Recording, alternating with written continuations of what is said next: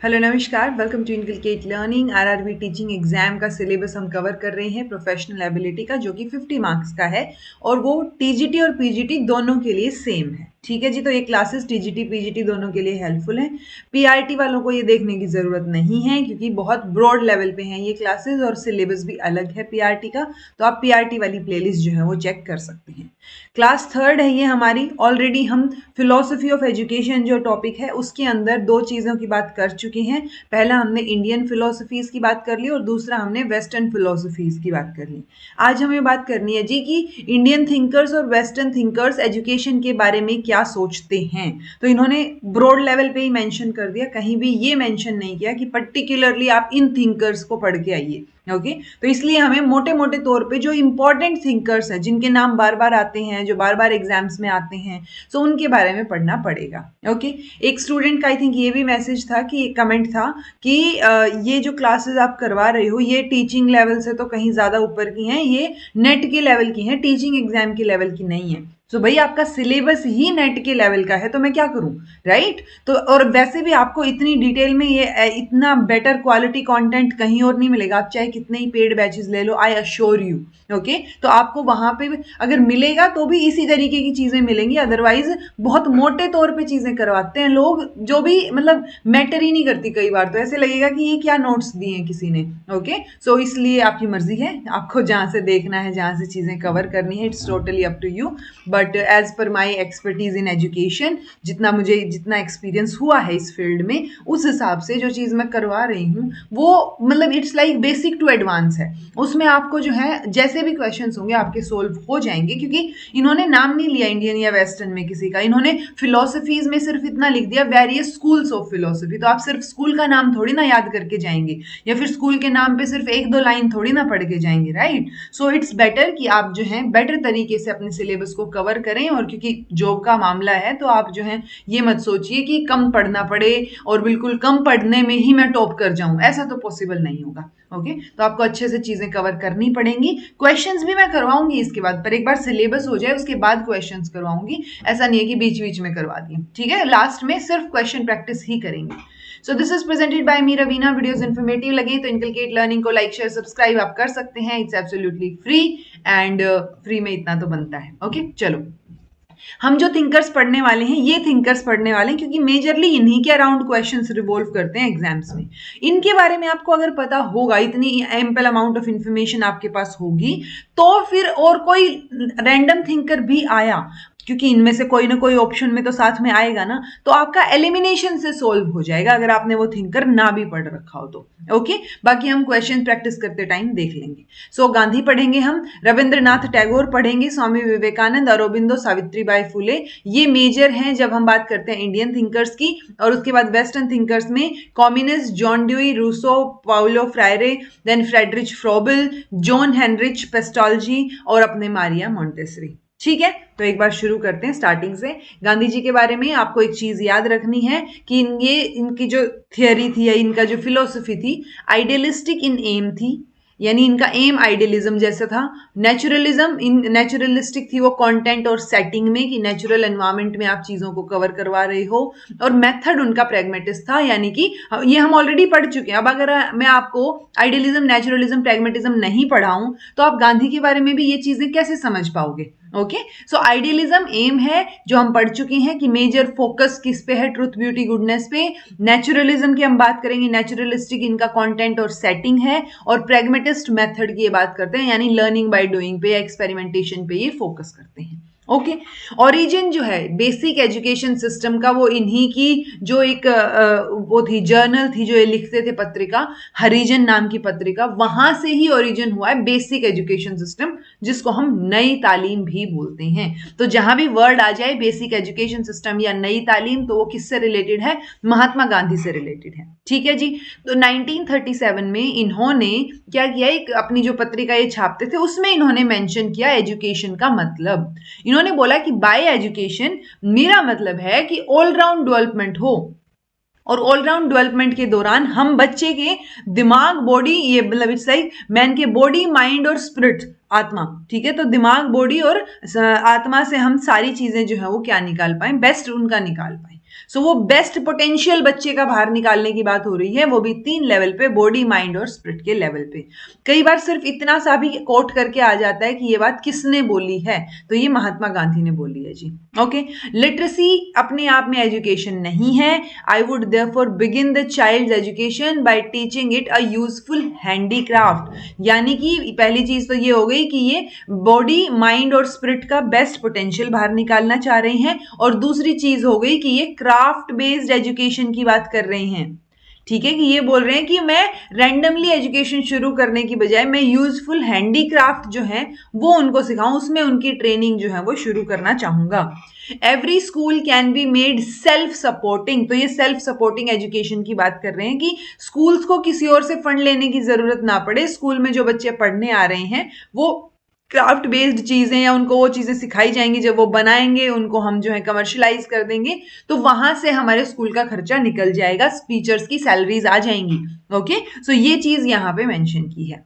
अब ये जो इन्होंने बात बोली 1937 में जुलाई में, तो अक्टूबर में 22 और 23 अक्टूबर को कॉन्फ्रेंस होनी थी इंडियन नेशनल कांग्रेस की। सो वार्धा एजुकेशन कॉन्फ्रेंस होती है। वार्धा एजुकेशन कॉन्फ्रेंस में एक कमेटी बिठाई जाती है जिसके हेड थे जाकिर हुसैन। तो जाकिर हुसैन कमेटी उसको बोला जाता है, और उस कमेटी ने फर्दर फिर यही इसी आइडिया को बेस बनाते हुए बेसिक एजुकेशन सिस्टम की बात की। तो अगर आपसे पूछा जाए बेसिक एजुकेशन सिस्टम किससे रिलेटेड है या नई तालीम किससे रिलेटेड है, तो महात्मा गांधी से रिलेटेड है। लेकिन अगर आपसे पूछा जाए, और वार्धा एजुकेशन भी इन्हीं से रिलेटेड है, वार्धा स्कीम, ठीक है, बट वार्धा स्कीम की कमेटी के चेयरपर्सन कौन थे वो आपको नाम याद रखना है, जाकिर हुसैन। ओके, इन्होंने खुद की बायोग्राफी भी लिखी, माई एक्सपेरिमेंट विद ट्रूथ, और उस बायोग्राफी में रविंद्रनाथ टैगोर को इन्होंने गुरुदेव की जो है वो उपाधि दी, गुरुदेव उनको बोला। ओके, उन्होंने बहुत सारे एजुकेशनल एक्सपेरिमेंट्स भी किए हैं। कहाँ किए हैं? टॉलस्टॉय फार्म में, जो कि साबरमती और सेवाग्राम आश्रम, साबरमती में है और सेवाग्राम आश्रम, यहाँ पे इन्होंने अपने एजुकेशनल एक्सपेरिमेंट्स किए। इनफैक्ट इन्होंने ये बोलते थे कि 7 से 14 साल की एजुकेशन जो है वो फ्री एंड कंपल्सरी होनी चाहिए, ऐसा इन्होंने बोला। और 7 से पहले यानी 7 साल से पहले जो आप एजुकेशन की बात कर रहे हो उसको इन्होंने प्री बेसिक एजुकेशन जो है वो बोला था, ये वर्ड इन्होंने यूज किया था। तो फ्री एंड कंपल्सरी एजुकेशन 7 से 14 साल के बच्चों के लिए, craft centred self supporting education, वो भी मदर टंग में बात कर रहे हैं, मदर टंग की मतलब मदर टंग में पढ़ाना है, और वो नॉन वायलेंस जो है उसका क्या रहेगा, थीम रहेगा कि आप ये सब चीजें, ये वैल्यूज उनमें इनकलकेट करोगे। इनर डिसिप्लिन को ज्यादा जो है ये फेवर करते हैं, और बहुत सारी वैल्यूज हैं जो गांधी जी से रिलेटेड हैं जो हमें पता होनी चाहिए, जैसे non violence, truth, non thriving, purity and non acquisitiveness. Then आपका ये आ गया फिजिकल वर्क आपको करना है, पैलेट पे कंट्रोल होना चाहिए, फियरलेस होने चाहिए आप, looking up at all religion equally, तो टॉलरेशन या टॉलरेंस पावर होनी चाहिए, सर्वधर्म समभाव, ठीक है, सब धर्म जो है आप सेम भाव से देखेंगे। देन आपका स्वदेशी पेट्रोटिज्म की भावना हो, स्पर्श भावना यानी कि ये जो आपकी अबोलिशन ऑफ अनटचेबिलिटी वो नहीं होना चाहिए, अनटचेबिलिटी नहीं होनी चाहिए। सो ये क्योंकि हमें नॉन वायलेंस तो फिर भी पता है, इन्होंने मूवमेंट चलाया था, अहिंसा जो है जब भी नाम आए, वर्ड अहिंसा आए तो हम गांधी जी को याद रखते हैं, बट ये जो है वैल्यूज आप इनकी याद रख सकते हैं।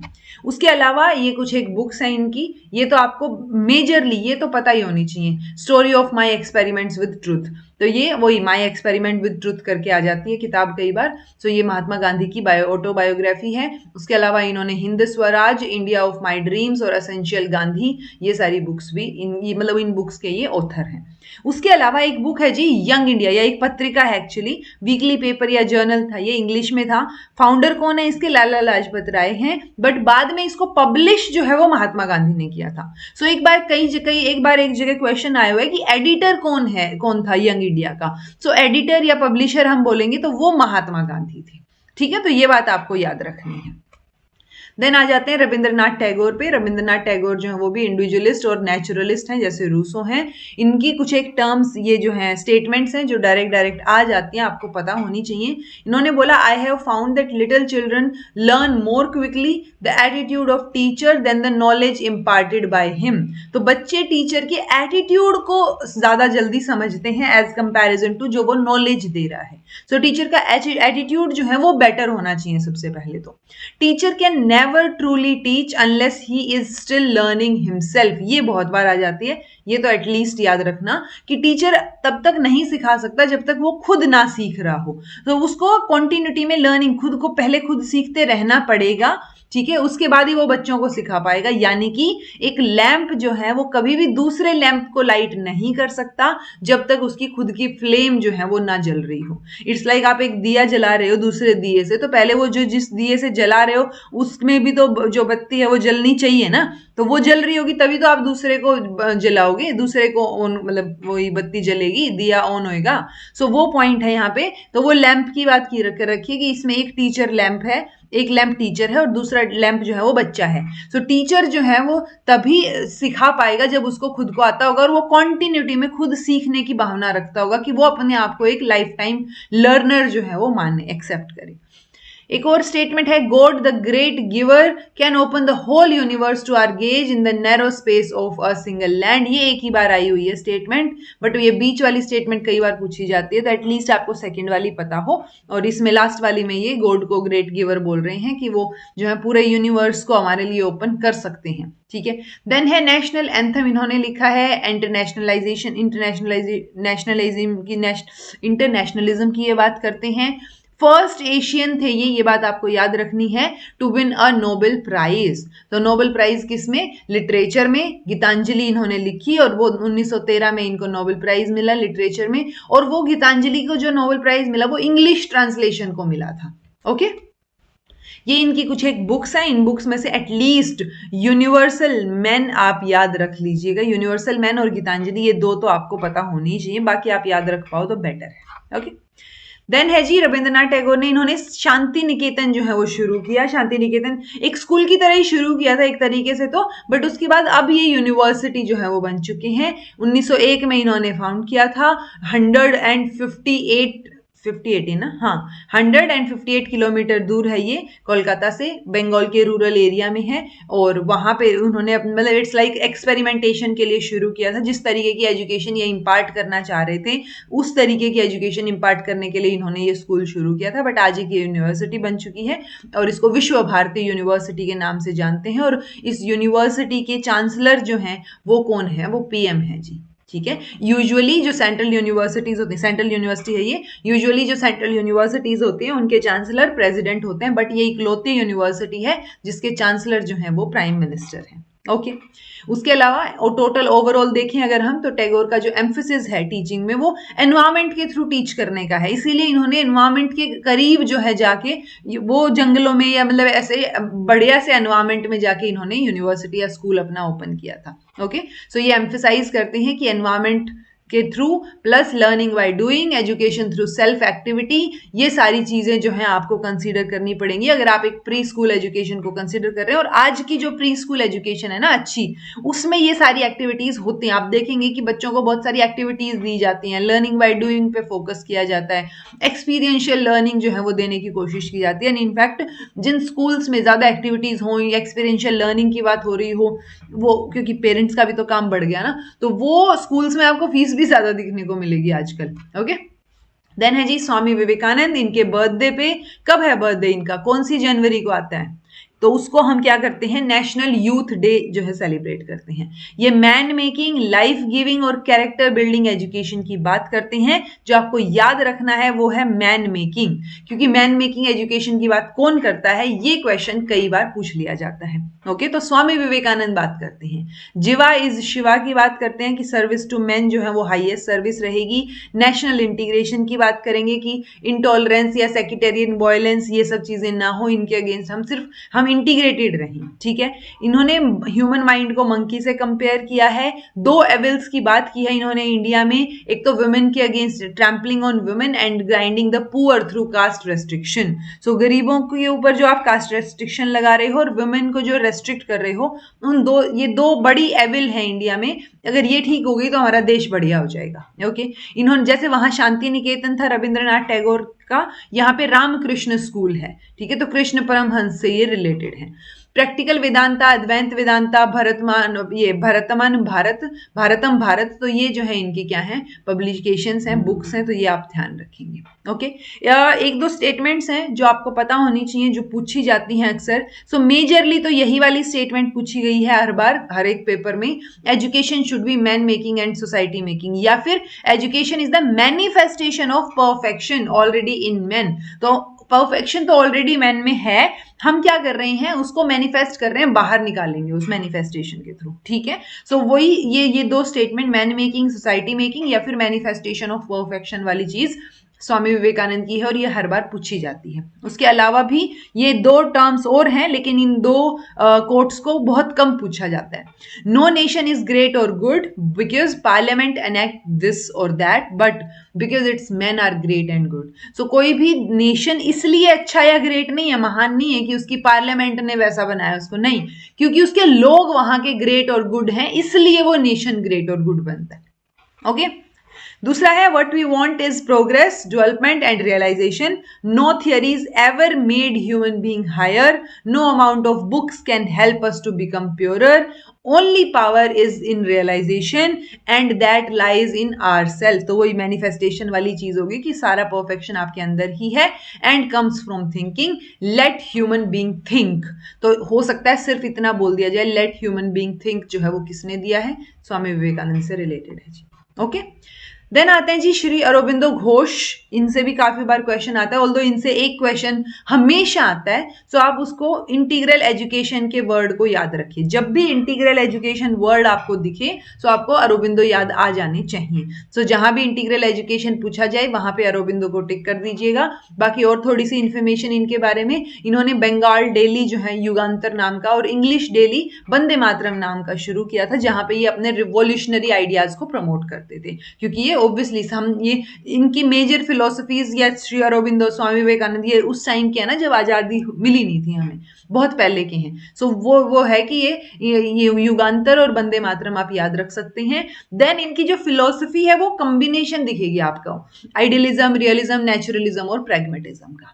ये बात किसकी करते हैं, ये बात करते हैं नॉलेज की, यानी जन ज्ञान भी बोल देते हैं कई बार। देन ये भक्ति और कर्म, यानी डिवोशन, नॉलेज, डिवोशन और वर्क एथिक्स, इनके थ्रू ही एक आदमी, एक व्यक्ति जो है वो डिवाइन पाथ पे चल सकता है, एक अच्छे पाथ पे जाएगा। बट जो सिंथेसिस है स्पिरिचुअलिटी का, क्रिएटिविटी का, इंटेलेक्चुअलिटी का, वो बहुत जरूरी है किसी भी साउंड पर्सनैलिटी के लिए। ओके, और वो चीजें कैसे आएंगी, वो चीजें इन्हीं चीजों से आएंगी, भक्ति, कर्म और ज्ञान। ठीक है, अब कुछ एक अगेन इनकी भी टर्म्स हैं या इनके भी कोट्स हैं जो अक्सर पूछे जाते हैं। Indeed, if the education is to have its maximum result, it must begin even before birth. तो अगर आप चाह रहे हो कि एजुकेशन अपने मैक्सिमम रिजल्ट्स प्रोवाइड करे, तो उसके लिए एजुकेशन को बर्थ से पहले ही शुरू करना पड़ेगा। अगर आपको एक कॉन्सेप्ट पता हो तो गर्भ संस्कार का कॉन्सेप्ट होता है कि जब बच्चा गर्भ में है, जब कंसीव कर चुकी है मदर, तो उस टाइम से ही वो चीजें सीखना शुरू कर देता है। इसीलिए बोलते हैं ना कि जो वुड बी मदर है या जो लेडी प्रेग्नेंट है, उससे आप जो है अच्छे से बात करो, काइंडली, पोलाइटली बात करो, सो उसको जो है वो टेंशन मत दो। तो वो सारी चीजें बच्चे को अफेक्ट करती है, वहीं से बच्चा सीखना शुरू करता है। Okay, chief aim of education should be to help the growing soul to draw out that in itself which is best and makes it perfect for a noble use. तो जो उस पर्सन में या उस सोल में best है उसको बाहर निकालना है, और कैसे हम उसको एक नोबल यूज में कर सकते हैं, नोबल यूज कर सकते हैं उसका, वो हमें परफेक्शन लेके आनी है। ठीक है, true knowledge is not attained by thinking, it is what you are, it is what you become. So true knowledge वो नहीं है जो आप सोच रहे हैं या सोच के आपने जो नॉलेज अटेन की है, ठीक है, उससे आप नहीं ट्रू नॉलेज अटेन कर पाओगे सोचने से। इनफैक्ट आप जो हो और आप जो बनते हो वो वही ट्रू नॉलेज है और वही हो आप। ठीक है, देन अगेन इंटीग्रल एजुकेशन की बात करते हैं। इंडिविजुअलिटी इज वन होल, उसी को ही होल मानते हैं, ह्यूमैनिटी को एक मानते हैं। सिक्स सेंस की बात की है इन्होंने, 5 सेंसेस के अलावा सिक्स सेंस में ये माइंड को मानते हैं। अरबिंदो स्ट्रांगली आर्ग्यू करते हैं कि एक नेशनल सिस्टम होना चाहिए एजुकेशन के लिए। और अब ये जो सिक्स सेंस की बात करते हैं माइंड की, उससे रिलेटेड या तो इंटीग्रल एजुकेशन से रिलेटेड क्वेश्चन आ जाता है या फिर माइंड से रिलेटेड क्वेश्चन आ जाता है। ठीक है, सो माइंड को आपको ट्रेन करना है हाईएस्ट पॉसिबल लेवल पे। ओके, अदरवाइज जो एजुकेशन है बच्चे की वो इनकम्प्लीट और वन साइडेड रह जाएगी। तो आपको हाईएस्ट पॉसिबल लिमिट तक माइंड को परफेक्टली ट्रेन करना है। दो क्वालिटीज मानते हैं ये माइंड की, एक रहेगी वेल स्ट्रक्चर्ड माइंड और दूसरा रहेगा वेल टेक्सचर्ड या इंडिविजुअलाइज्ड माइंड। ओके, उसमें माइंड के 6 जो है टाइप्स लगा लो या 6 प्लेन्स फेजेस कुछ भी लगा लो। ये 6 तरीके के माइंड में जो है इन्होंने 6 तरीके के माइंड की बात अरबिंदो ने की है। Ordinary mind, higher mind, illuminated, intuitive, over और सुपर। और ये इसी सीक्वेंस में आप याद रख सकते हो, क्योंकि ऑर्डिनरी माइंड बिल्कुल बेसिक माइंड रहेगा और वहां से शुरू होके जैसे जैसे आप परफेक्शन के करीब पहुंचते जाएंगे वो परफेक्शन की सबसे करीब वाला हो जाएगा super mind. Okay, ordinary mind को भी 3 टाइप में डिवाइड करते हैं ये, thinking mind, dynamic mind, externalising mind. उस पर ज्यादा फोकस करने की जरूरत तो नहीं है, बट एटलीस्ट आपको ये पता हो कि अच्छा माइंड के बारे में ज्यादा बात किसने की है। सो अरबिंदो ने की है। ओके, ये माइंड की 4 लेयर्स भी हैं, चित्त, मन, मनस और इंटेलेक्ट, और लास्ट वाला है इंट्यूशन। ठीक है जी, तो इन 4 लेयर्स के नाम भी आप ध्यान रख सकते हो। फर्दर 4 टाइप्स ऑफ रूम की भी बात करते हैं। ये वही इंफॉर्मेशन मैं मेजरली आपको प्रोवाइड कर रही हूं जो कि एग्जाम्स में अक्सर आ जाती है। ओके, इनसे रिलेटेड तो एटलीस्ट ये तो पता ही हो। सो इंटीग्रल स्कूल की या इंटीग्रल एजुकेशन की जो बात करते हैं तो उसमें 4 टाइप्स ऑफ रूम्स की बात करते हैं। ये एक रूम ऑफ साइलेंस रहेगा, कोलैबोरेशन, कंसल्टेशन या फिर एक लेक्चर रूम रहेगा। ओके, ये कुछ एक इंपॉर्टेंट पब्लिकेशंस हैं, लाइफ डिवाइन और एक सावित्री, सावित्री द लेजेंड, वो अरबिंदो ने लिखी है। कई बार ये हो जाता है कि सावित्री नाम है तो क्या पता सावित्री बाई फुले की ऑटोबायोग्राफी और उन्होंने लिखी हो, तो ऐसा नहीं है, अरबिंदो ने लिखी है सावित्री। उसके अलावा secret of Vedas, life divine, ये आप जो है याद रख सकते हो, इनसे क्वेश्चन अक्सर पूछा जाता है। ओके, सावित्रीबाई फुले, काव्या फुले आप नाम याद रखेंगे, इनकी कविताओं का संग्रह है काव्या फुले। ज्योतिराव जो इनके हस्बैंड थे तो उनके जो स्पीच हैं वो इन्होंने एडिट किए हैं, वो भी एक बुक है। सावित्रीबाई के जो लेटर हैं ज्योतिराव को वो भी कंपाइल किए हुए हैं एक जगह पे, वो भी इनका ही लिखा हुआ है। देन भवन काशी, वो इनसे रिलेटेड है, मतलब भवन काशी, सुबोध रत्नाकर, ये भी इन्हीं से रिलेटेड है। ओके, तो ये चीजें हैं एटलीस्ट नाम आपको पता हो कि अच्छा ये सावित्रीबाई फुले से रिलेटेड है। वुमेन एजुकेशन की इन्होंने बात की है, फर्स्ट फीमेल टीचर जो है इंडिया की इनको बोला जाता है। इनफैक्ट उस टाइम पे इन्होंने एक ब्राह्मण विडो से एक बच्चा अडॉप्ट किया था और यशवंत राव उसका नाम ले रखा था, जो कि बाद में डॉक्टर भी बना था। उस टाइम पे ऐसे विडो से अडॉप्ट करने का चलन था नहीं, सो इन्होंने विडो से अडॉप्ट करके रीमैरिज करवाना, वो सारी चीजों में भी थे ये।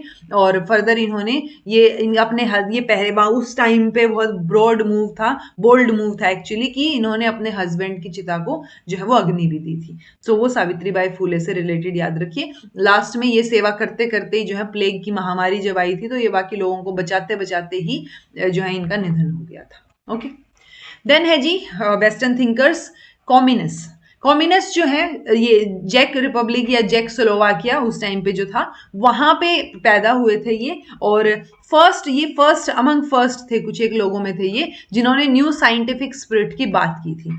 न्यू साइंटिफिक स्पिरिट इनकी बातों में, चीजों में झलकती थी। ओके, यहां से क्वेश्चन अगर आना हुआ, चांसेस कम है, आया नहीं है बट आ सकता है। इन्होंने मेथड जो ऑब्जेक्शन उठाया था कि जो मेथड्स यूज किए जाते हैं स्कूल्स में पढ़ाने के वो सही नहीं है और उन मेथड्स के मतलब उन मेथड्स का यूज हो रहा है, इसीलिए इन्होंने स्कूल को टेरर ऑफ बॉयज या फिर स्लॉटर हाउस ऑफ माइंड्स, जहां पे where a hatred of books is contracted, where 10 or more years are spent in learning what might be acquired in one।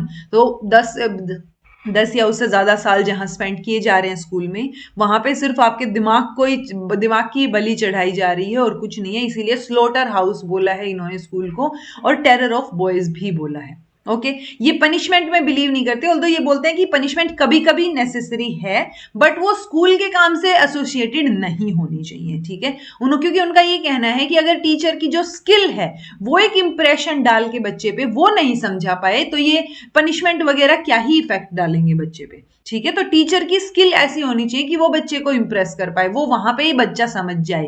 ठीक है, पनिशमेंट की जरूरत ही ना पड़े। तो अगर टीचर नहीं समझा पा रहा है तो फिर बाकी चीजें तो कैसे ही होंगी, बाकी पनिशमेंट से आप कुछ नहीं कर पाओगे। ओके, और इनके जो एजुकेशनल आइडियाज हैं वो आपको टेक्स्ट बुक्स में नजर आ जाएंगे। इन्होंने बच्चों के लिए बहुत सारी टेक्स्ट बुक्स लिखी हैं। उनकी टीचिंग मेथड से रिलेटेड एक बुक है द ग्रेट डाइडैक्टिक, ये क्वेश्चन आया हुआ है एक बार, नेट में भी आया हुआ है, ग्रेट डाइडैक्टिक बुक किसने लिखी, तो कम्युनिस्ट नाम याद रखिए। ठीक है। इस बुक में आपको aim of education, curriculum, text book, method of teaching, ये सारी की सारी चीजें जो है वो पता दिख जाएंगी, लिखी हुई मिलेंगी। ओके। दूसरा ये बात करते हैं कि स्कूल जो है वो कौन से पीरियड को कवर करे, कि ऐसा सिस्टम ऑफ स्कूल हो हमारे पास कि हम बर्थ से लेके मैच्योरिटी तक कवर कर पाए बच्चे का। तो वो कवर करने में ये 4 स्टेजेस में डिवाइड करते हैं, 4 ग्रेड्स में, कि जो बच्चे की ग्रोथ का पीरियड है वो 4 तरीके से डिवाइड होना चाहिए। पहले इन्फेंसी, देन चाइल्डहुड, फिर बॉयहुड एंड देन यूथ। तो यूथ जब तक आप होते हैं तब तक तो आप पर्टिकुलरली मैच्योर हो ही चुके होते हैं, ठीक है। 6 साल की स्कूलिंग, जो पहले 6 साल की स्कूलिंग है वो इन्फेंसी की बात करते हैं ये। सो उस इन्फेंसी में ये मदर की लैब को बेस्ट स्कूल बताते हैं, ठीक है, कि जितना बच्चा मदर से सीख पाएगा उतना जो है वो कहीं से नहीं सीख पाएगा। तो स्टार्टिंग में एम्फेसिस जो है वो उसके किस पे होना चाहिए, उनकी जो सेंसेस हैं उनको स्टिमुलेट करने पे होना चाहिए, देखना, सुनना, स्मेल, साउंड, टच। और आप आजकल देखते भी होंगे कि इसी तरीके की चीजें जो हैं वो होती भी हैं, प्री स्कूल में भी यही चीजें करवाई जाती हैं। चलो ठीक है, अगर मदर की लैब में हो जाए या मदर करवाए वो अच्छी और भी अच्छी बात है। अदरवाइज आजकल जो प्री स्कूल्स खुल रहे हैं उनमें भी यही चीजें सिखाई जाती हैं, एक्सपीरियंशियल लर्निंग होती है। तो जितनी ज्यादा सिंपल चीजें सिखाई जा रही होंगी, जितना ज्यादा बच्चे को इन्वॉल्व किया जा रहा होगा, उतनी ही ज्यादा उन स्कूल्स की फीस हो जाएगी, ठीक है। Learning must take place through senses. Memorization से, रट्टा मारने से कुछ नहीं होगा, आप जो है सेंसेस के थ्रू उसको समझाने की कोशिश कीजिए, पहली बात। दूसरा है ये स्पिरिचुअल और सेक्युलर स्टोरीज जो है आप बच्चों को सुनाइए, वहां से उसमें ये बिलीव करते हैं।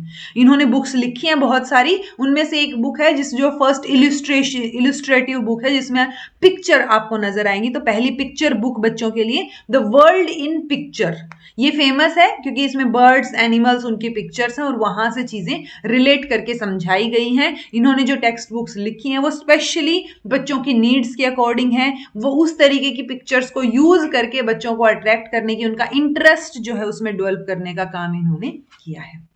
देन है जी जॉन ड्यूई। प्रैग्मेटिज्म जब पढ़ रहे थे तो जॉन ड्यूई पढ़ा था, मैंने आपको बोला था प्रैग्मेटिज्म जब भी वर्ड आए जॉन ड्यूई को याद रखिएगा, ओके।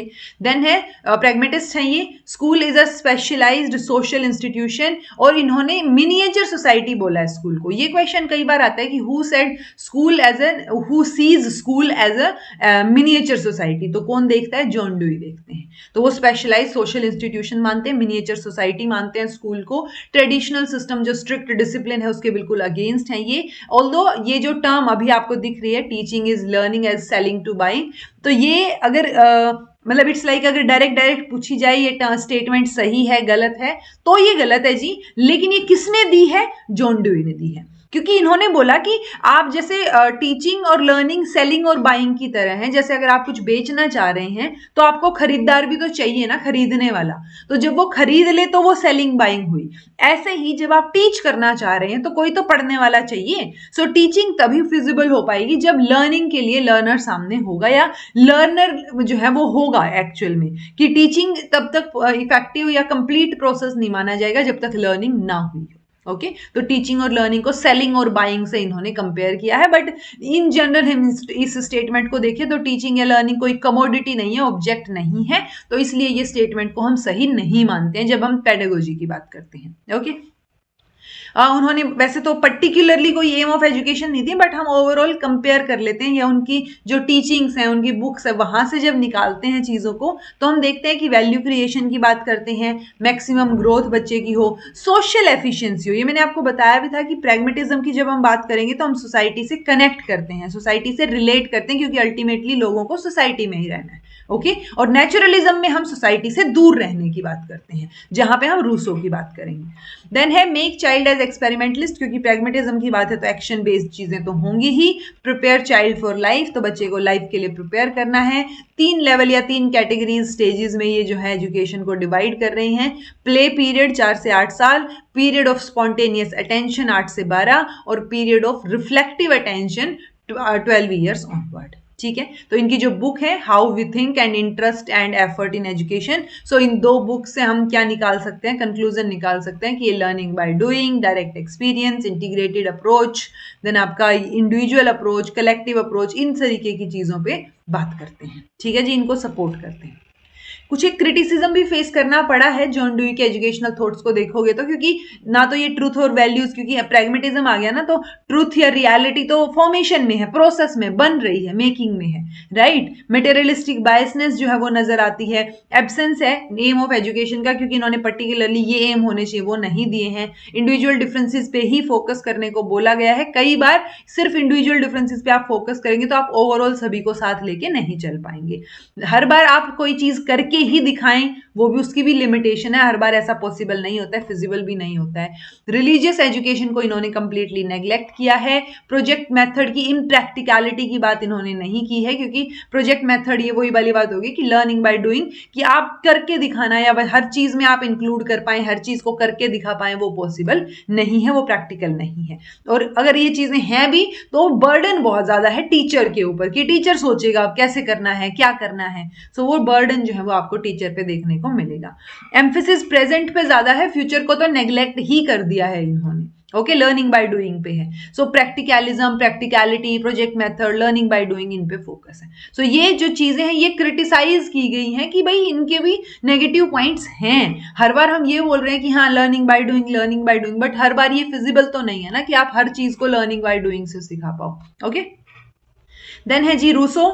नेचुरलिज्म याद आ जाना चाहिए आपको, फादर ऑफ फ्रेंच रिवॉल्यूशन भी इनको बोला जाता है। एंड फर्दर आप देखेंगे तो ये natural state, natural man, natural civilisation, इनका आइडिया जो है वो इन्होंने दिया है। तो नेचुरलिस्ट जो है ये है वो हम समझ रहे हैं, हमें पता भी है। ओके, सोसाइटी को ये आर्टिफिशियल और अननेचुरल प्रोडक्ट मानते हैं, कि वो तो मतलब बुराइयों से भरी हुई है सोसाइटी, और आर्टिफिशियल है, मैन ने बनाई है, वो नेचर ने नहीं बनाई है। ओके, इसीलिए सोसाइटी से दूर रह के वाली सिचुएशन में ये एजुकेशन की बात करते हैं। जॉन डुई बात करते हैं सोसाइटी के पास रह के, क्योंकि हमें सोसाइटी में ही रहना है, तो सोशल एफिशिएंसी की बात। रूसो सोसाइटी से दूर रहने की बात करते हैं, और उसी को ये नेगेटिव एजुकेशन बोलते हैं कि हाँ नेगेटिव एजुकेशन होनी चाहिए। ये टर्म भी इन्होंने दी है।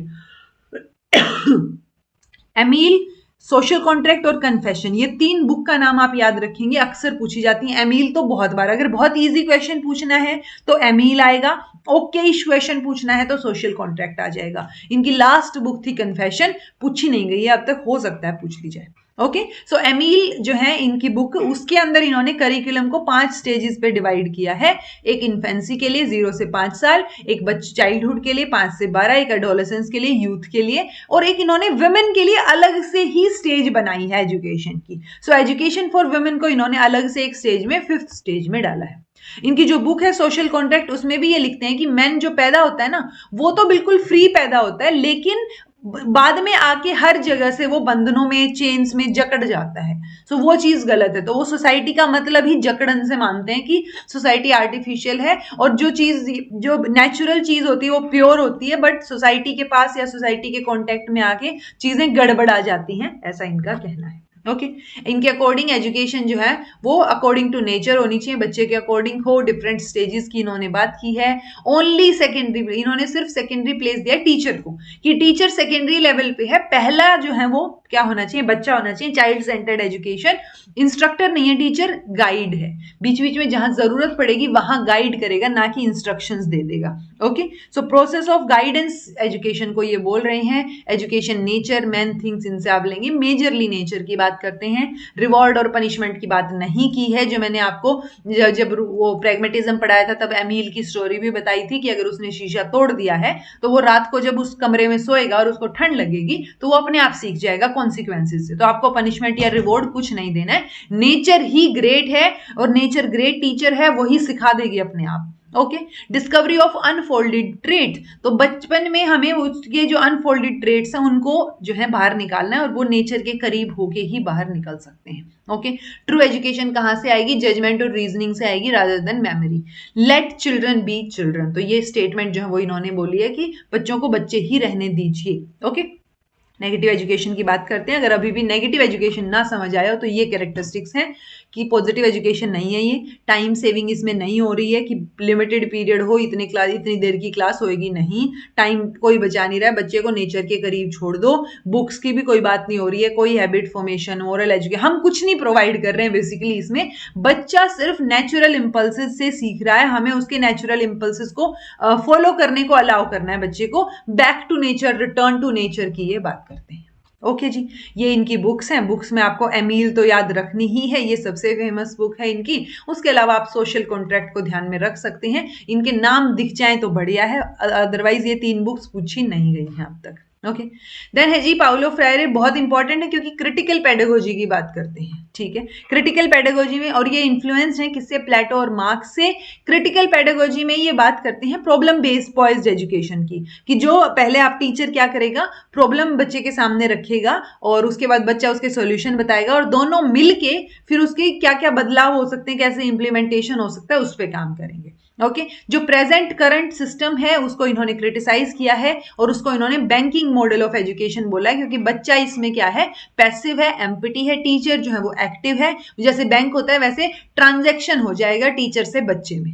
तो वो सारी चीजें कि बस टीचर से बच्चे में चीजें इंफॉर्मेशन जा रही है, बट अदरवाइज बच्चा जो है वो पैसिवली सुन रहा है सिर्फ। ठीक है, सो ये पाउलो फ्रायरे क्रिटिकल पेडागोजी या पेडागोजी ऑफ ओप्रेस्ड कई चीजों से रिलेटेड है। तो ये किसकी बात करते हैं, ये ओप्रेस्ड को बोलते हैं, समझाते हैं कि उनको अपने लिए आवाज उठानी चाहिए। सो वो उससे रिलेटेड जो है वो ऑपरेशन, पेडागोजी ऑफ ओप्रेस्ड, वो पाउलो फ्रायरे की लिखी हुई होंगी, वो आपको ध्यान रखना है। ठीक है जी, सो आप चेंज मेजरली चेंज की बात करते हैं ये, और इन्होंने प्रॉब्लम पोजिंग एजुकेशन की बात की है।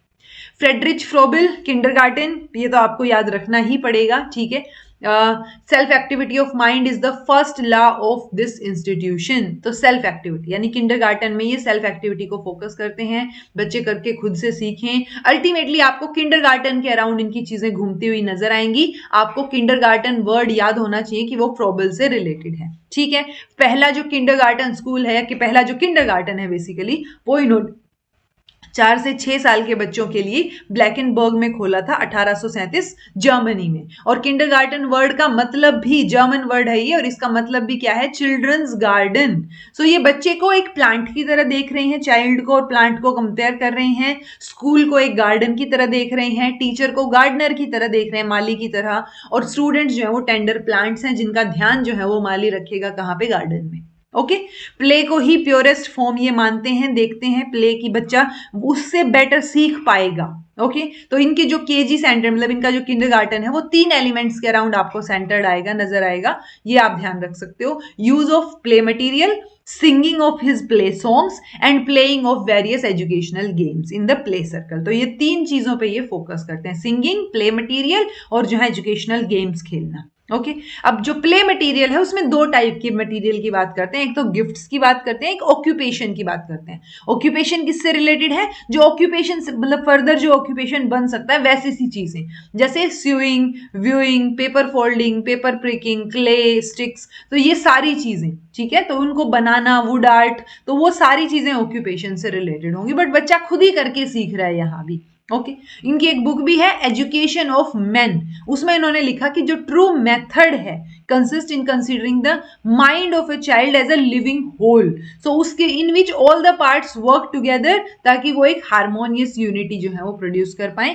सो एक होल की तरह बात करते हैं। अल्टीमेटली आपको किंडरगार्टन से रिलेटेड चीजें वो याद होनी चाहिए, और इनकी और भी पब्लिकेशन है, जैसे pedagogies of kindergarten, education by development, या फिर mother play and nursery songs. तो ये भी एजुकेशन ऑफ मैन के साथ साथ ये 3 और पब्लिकेशन फ्रेडरिच फ्रोबिल की है।